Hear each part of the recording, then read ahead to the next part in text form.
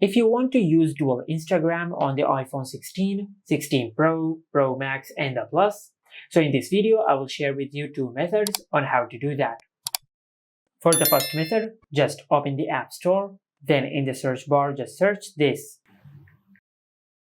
Now from here just install this app on your iPhone.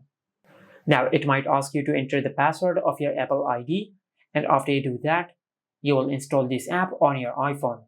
Then tap on Open and tap on Continue. Now just select Ask App Not to Track. Now just select I have read and understand the privacy policy. Then tap on Continue. Tap on Parallel Space, and from here you can use dual Instagram. As you can see, this is the cloned version of the Instagram app, and this is the original Instagram app. Just like that. Now if you want to create a clone of the Instagram app on the home screen of your iPhone, then follow the second method. For that, just open the Safari web browser, then in the search bar just search this.